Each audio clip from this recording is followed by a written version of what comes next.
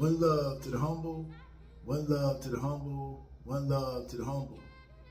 It's a beautiful life, and life is a blessing. Take nothing for granted. Hold everything in high regard. Because you never know that when the things that you have now can be taken away from you. You never know when that can be. So never ever take anything for granted, and remember, life is a blessing. Welcome, welcome, welcome. What we're going to be talking about today is a book that I've had for some time now. And this book is called Powernomics. And Powernomics is written by Dr. Claude Anderson.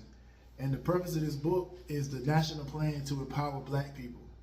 That's what this book is about. And I'm going to start teaching from this book. This book has about 200 and some pages in it, 200 plus pages. It has different chapters, and it talks about a plan to empower Black America. And a lot of people don't know about this book, but I'm going to start teaching from this book. If you're interested, I suggest you go purchase it yourself. You can go get this book yourself. Now, I don't know Dr. Claude Anderson or anything like that. This is just a book that I came across, and I'm going to start teaching from it. And here's a book right here, Powernomics. All right, Powernomics. So I'm gonna be teaching from this book, and I'm gonna go ahead and get started. So it's chapter 1. It talks about racism, monopolies, and inappropriate behavior, and it's referring to black people. And then it has like a little Q&A from Alice in Wonderland by Lewis Carroll. I know y'all may have seen Alice in Wonderland, but Alice asked the question, which road do I take? And the Cheshire Cat says, where do you want to go? And then Alice says, I don't know. And then the Cheshire Cat says, then it doesn't matter which road you take.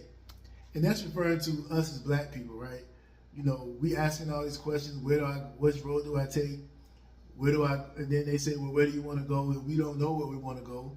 And then they say, well, it doesn't matter which road we take. That's what I take from this. So it doesn't matter which road we take if we don't know where we're trying to go and what we're trying to do. And that's most of us. We really don't know where we're going. We don't know anything.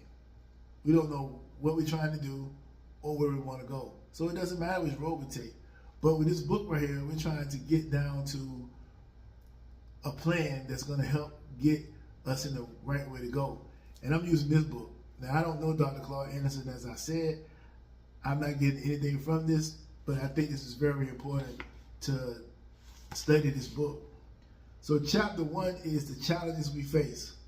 As the Cheshire Cat said to Alice, who was lost in Wonderland fantasy, it doesn't matter which road you take if you don't know where you're going.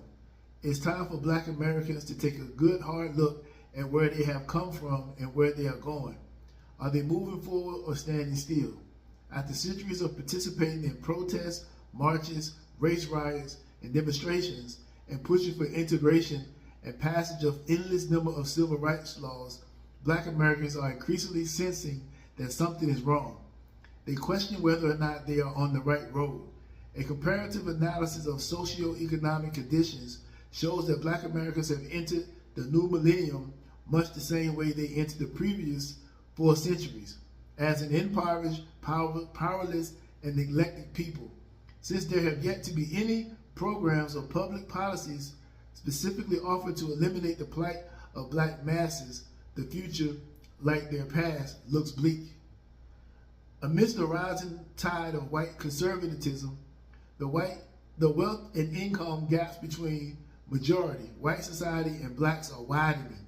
Nearly half a century after the Supreme Court ordered racial desegregation, black Americans still bear 6 to 8 times their proportional share of poverty, broken home, homelessness, criminal incarceration, unemployment, and other social pathologies.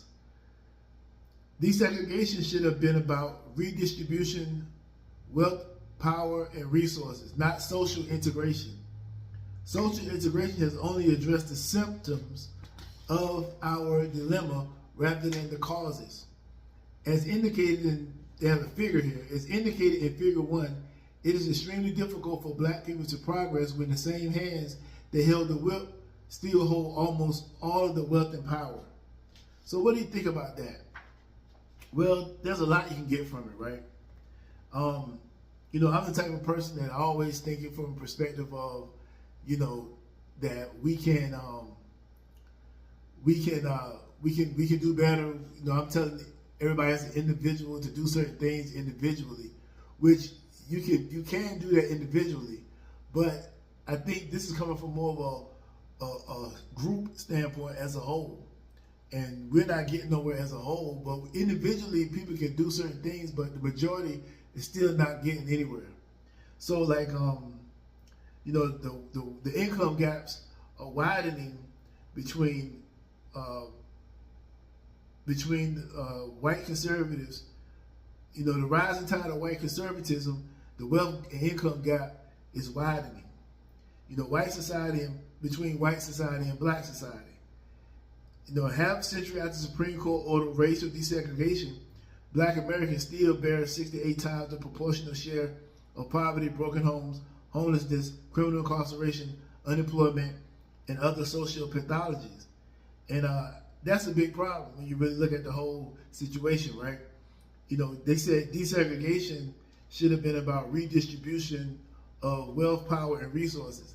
You know, I was one that was totally against handouts, but I guess looking at this from this perspective, I can understand where this is coming from.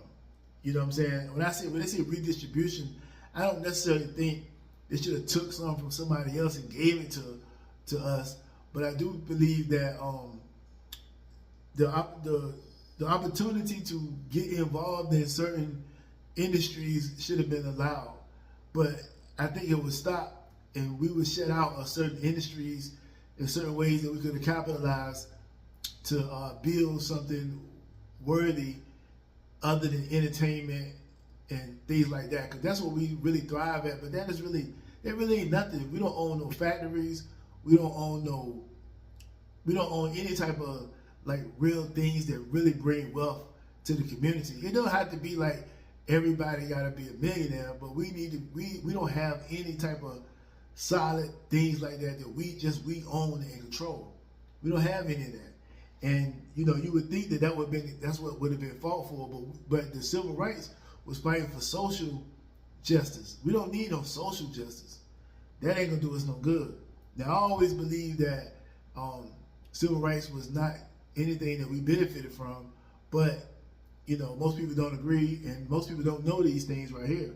So the social economic issues that we had then, we still have right now, but we did get civil rights. So they say we got civil rights, but what is civil rights going to do? It didn't do anything, because it still looked the same way it always looked. We still in the same situation we always been in, and we still got people acting, and now we acting worse than we act before. It's getting worse and worse and worse by the generation, and that's an issue. So we got to figure out something, and I think I'm just going to keep reading out of this book and taking things out of this book and using it, because we done protest, we marched, we riot, we demonstrated, we done all those things, and they done gave us infinite number, as he said before, civil rights laws, yet nothing has changed, because civil rights ain't the answer.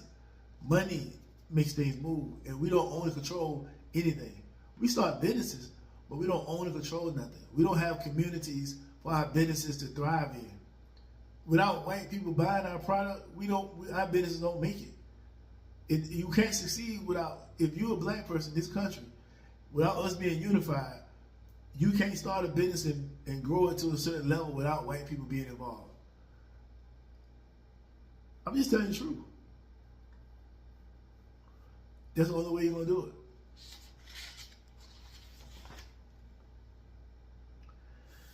During centuries of black enslavement and Jim Crow semi-slavery, the majority of society secured and retained and inherited advantages, while a black minority inherited a legacy of disadvantage.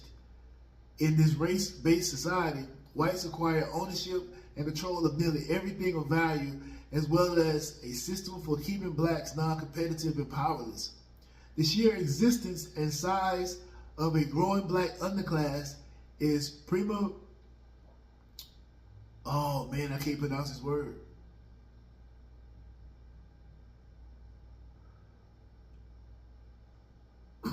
Is prima facie evidence of institutionalized racism. I'm gonna find out what that is, and I'm gonna come back and fix that. Evidence of institutionalized racism that manipulates symbols, resources, and power to advantage whites over blacks. The reality of Black America's dilemma is that they are predestined to become a permanent underclass if they do not break free of the numerous disadvantages they have inherited. Blacks should get off of the social road to nowhere. There are no yellow brick roads to the future. Nor will blacks simply stumble into wealth and power in a competitive society. To find a better road requires blacks to unlearn old behavior models, strategies, and learn helplessness in race matters. Blacks must understand the nature of the competitive race and make a radical metamorphosis. They must decide where they want to go, get out in front of their competitors, and work hard to get there first. If blacks compete, they can expect to succeed and survive in the race for wealth and power. See, that's one thing about us that we don't really get into. We are trained to go to work. We are trained to be workers. And when you tell somebody, hey man, look, start a business, do something worthy, you can do it, they'll say, well, everybody can't own a business. And that's true, everybody can't own a business. But more of us need to start businesses. More of us need to start it so we can employ those who can't be employed, who don't have employment. That's the whole goal. We can't do things like everybody else do it. We can't go out here living the way everybody else living and think we're going to have what they have.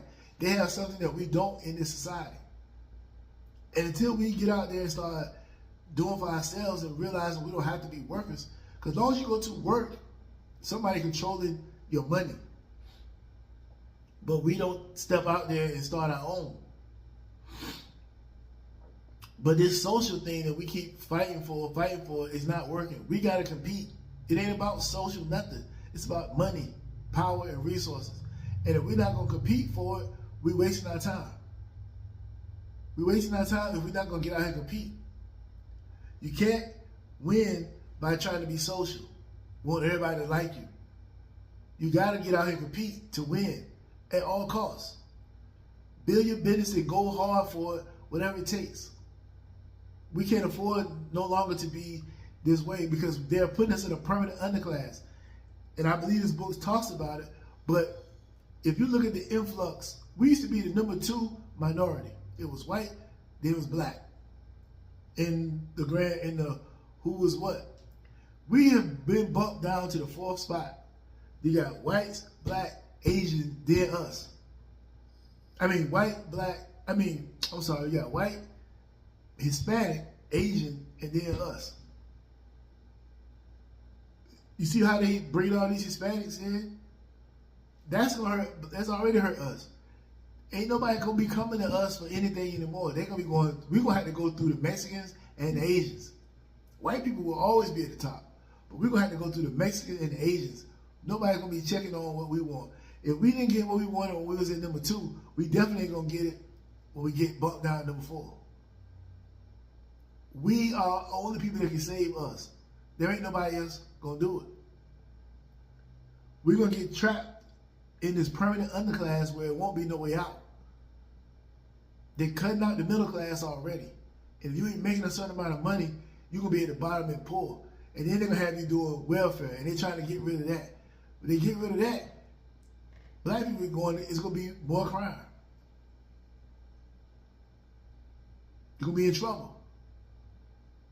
We gotta get into a different mindset, according to what Dr. Claude Anderson is trying to tell us.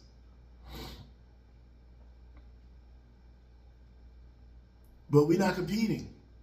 We're competing for jobs. What are we competing for jobs for? We need something different. We need to be building businesses and learning business and learning how to get involved in things that work something. And we need to have a community. You can go everywhere else and find a community. You can find a little Italy, you can find a little whatever. But you ain't gonna find no little black nothing or black whatever. You can't find it. We don't come together. They've socially engineered us into being against each other. We can't get along. We can't trust. I mean, I hope this works. I don't know if it will really mean anything to people, but we got a problem.